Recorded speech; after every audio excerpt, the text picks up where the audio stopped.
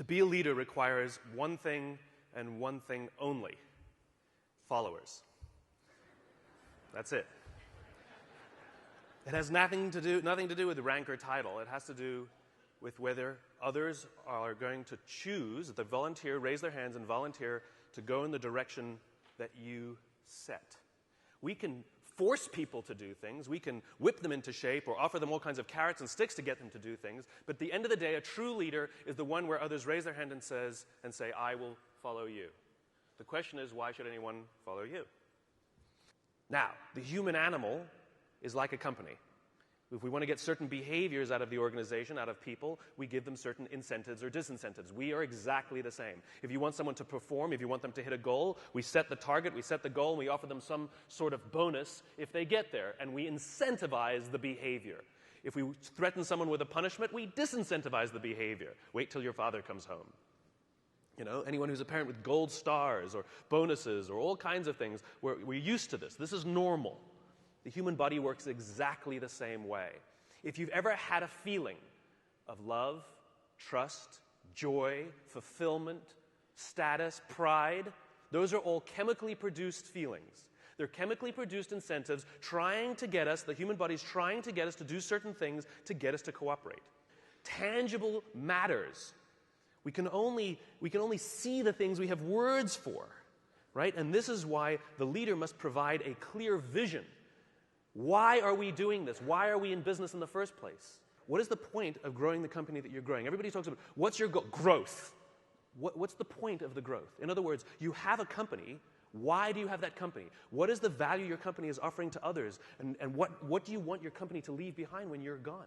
There has to be a purpose for why your company exists beyond the things you make, beyond the things you do, beyond the money you make. You had the purpose when you founded the company. Otherwise, you wouldn't have taken the crazy risk to start it with the overwhelming chance of failure.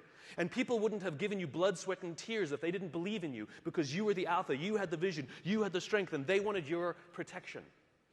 And they joined you, and they gave you their blood, sweat, and tears because you gave them a sense of purpose and belonging and protection. You have to know why you do what you do, and this is what the leaders do. And the more they can put it into words, the clearer they can put it into the words, the more we can see it. Again, we can only see the things we have words for. And so when you can put these things into words, other people can see them. I have a dream. Martin Luther King put into words the vision, seeing, he had. The rest of us could see it too, and now could focus all of our attention, all of our efforts on getting it done. And every metric, and this is the purpose of metrics, every metric we use it's not about the metric. Metrics are supposed to measure progress. In other words, each metric is the tree getting a little bigger. Each metric is us getting a little closer to the gazelle. We get another little shot of dopamine. Each metric shows us that we're getting closer to the vision. It's not just about the numbers at the end of the year. How did we do? We're up. Good. Towards what?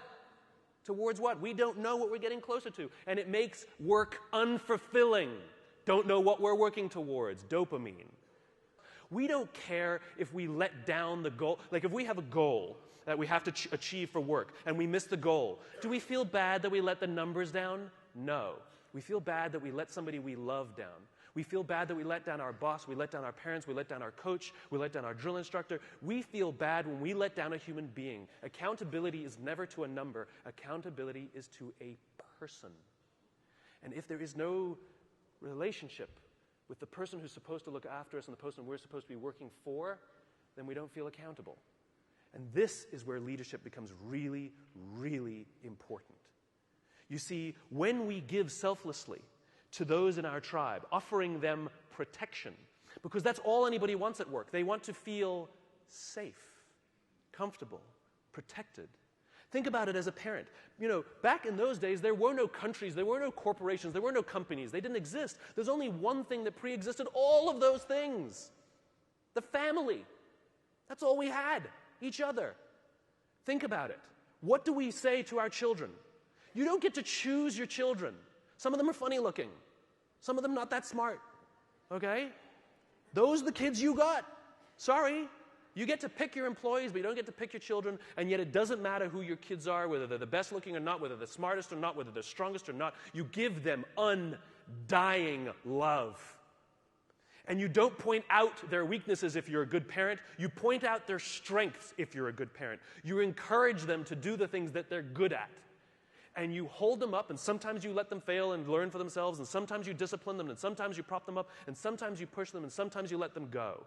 And more than anything else, all we want for our children is to achieve more than we could have achieved. And we will do that by providing them support, a feeling of safety, a feeling of protection.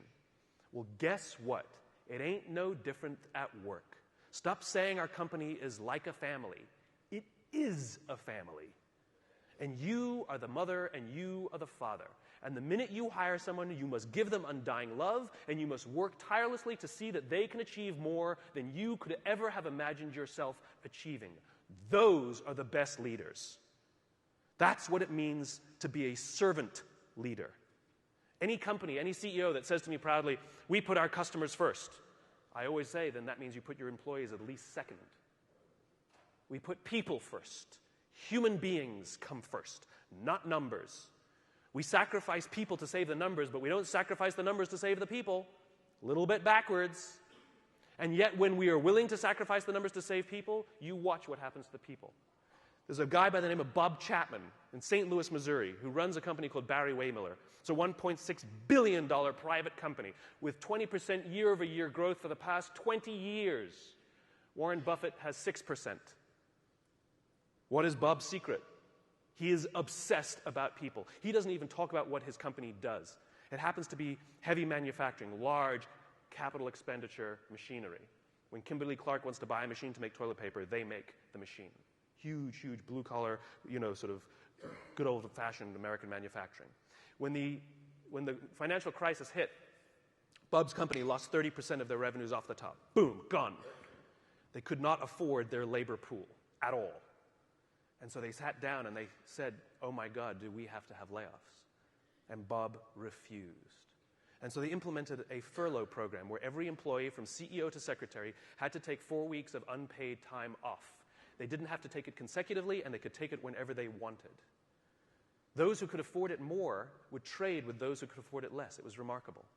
And Bob told the company, it's better we should all suffer a little than any of us should have to suffer a lot. As human beings, we are biologically designed to cooperate, and we want to help each other. When you give someone the responsibility, when you put them in a position of power or authority for their responsibility, they rise up. Why? Because we all want to feel that our lives have value. We all want to feel that our lives and the work that we do is valuable to the tribe. We all want to know that our company needs us. But we don't make people feel needed, and we don't make their work feel necessary because we take all the responsibility and we don't let them have it. And when people feel fulfilled, when we make them feel necessary and they feel proud because something got done, because they were a part of it, they will give more and more and more and more. People in the Marine Corps are willing to give their lives to people they barely know because they've learned to trust each other. When you show up at Paris Island or in San Diego for the first day of boot camp and you're standing there in the yellow footprints, the drill instructor will yell in your face this far away from you, and the first words they hear, the words I, me, my, are no longer in your vocabulary. They will be replaced with we, together, and us. They are taught that success does not come by yourself. It only comes in a group. There's an old African proverb, to go fast, go alone. To go far, go together. We're all talking about how quickly we're growing our companies. But how long will your company last? 80% of the Dow Index are 35 years or younger. Sure, we build fast-growing companies, but they don't last. I watched it. I went to the Crucible and watched these Marines. The Crucible is their final test before they become Marines. They're out for 56 hours. They get 3 meals, a total of 8 hours sleep the entire time. They're exhausted. They're tired. They're dirty. They're working hard. And you watch a fire squad of 4 guys making their way under barbed wire and shots fired and all of this mayhem and dirt and sand, and it's crazy. And they're dragging themselves across the dirt. And one of the guys is tired and starts falling back, but they have to achieve the mission. They've got to get to the other side. But what do? They stop, they go back, they grab his webbing, and they pull. They slowed themselves down because they'd rather slow down with all 4 than go fast with 3. To go fast, go alone. To go far, go together. Next time somebody says, what are your goals? Stop saying to increase top-line revenues by $1 million or $10 million or whatever you want to do next year. And start saying, we're building a company that's going to last 100 years. Watch the changes that happen inside the company. Devote yourself not to firing people, but to give them an opportunity to contribute. And if they fail, help them up. And if they fail, help them up. And if they fail, help them up. And if you really think they're incompetent and you really don't believe they fit your culture, why did you hire them? Because of their resumes or because they belong? We should treat hiring like adopting a child. We don't adopt children by saying, well, I'd like a blonde-haired, blue-eyed kid, yay high, and I want to make sure that they've done well in preschool before I take them. Well, that's how we hire people. I'm looking for somebody with experience in our industry, with at least 5 years, with this kind of, oh, you meet it, we'll take you. No, that's not what we do. When we adopt a child, we're going to give them the keys to our house. We'll let them run around by themselves, maybe even give them responsibility over our other children. It's a slow decision. We want to get to know the kid. We want to spend a little time with the kid. See if they would fit in our family, if our other kids would get along with them. Hiring is exactly the same. You cannot judge the quality of a company by the good times. We cannot judge the quality of a crew when the seas are calm. We judge the quality of a crew when the seas are rough. And numbers will never come to your aid. Ever. People will. If things are going great and everything's growing and you feel that everyone's disposable, guess what? They think the same about you. It's reciprocal. It's always balanced. Time and energy. Roam the halls. Implement policies where if you have something to say somebody, not just the exchange of information, if you want to pay someone a compliment, if you want to ask somebody a question about their work, not about some fact like what time's the meeting, you do not send emails. You stand up, you walk the 35 feet, and you walk into their office and say, hey, quick question for you. That thing that you did for the client, can you just tell me a little more about it because I have a client meeting? I promise you the relationships that will form simply because people are giving time and energy. It's too quick to send an email. It's too easy. If I come over to your house for dinner, and a day later I send you this beautiful email how grateful I am for the dinner that you made for me, or if I sent you a handwritten note with the exact same words, which one makes you feel better? The handwritten note. It's not the words. It's not the intention. It's the time and energy we take. And if you think you're too busy to give time and energy to your people, then they're too busy to give time and energy to you. It is a balanced equation. I imagine a world in which the vast majority of people wake up every single morning inspired to go to work, and come home every single day fulfilled by the work that they do. I believe that loving our jobs is a right, not a privilege. Why should it be just the lucky few who get to love going to work? It is an entitlement that we all have. And by saying love our jobs, it doesn't mean we have to like them every day. We love our children every day, we don't like them every day. Right? We don't have to like every day, it can be hard, but we get to love it every day. And the thing that makes us love our jobs is not the work that we're doing. It's the way we feel when we go there. We feel safe, we feel protected, we feel that someone wants us to achieve more and is giving us the opportunity to prove to themselves and to ourselves that we can. This is the world that I imagine. This is why I do these talks, because I'm just a cog in the wheel, a cog in the machine. I'm just a small piece of the jigsaw puzzle. I come to speak to the nice people like yourselves because you're the ones who are running companies. You're the ones who are in control of the cultures that you're building. You're the ones who determine who you hire and who you don't. Are you hiring based on skills? You're hiring based on culture. I come and share these ideas with you with the hope that some of you will try some of these things, and over the course of time, you will watch your own cultures improve and the people love coming to work. Oh, and by the way, it's good for innovation, it's good for progress, and it's good for profit. Aside. So I thank you very much.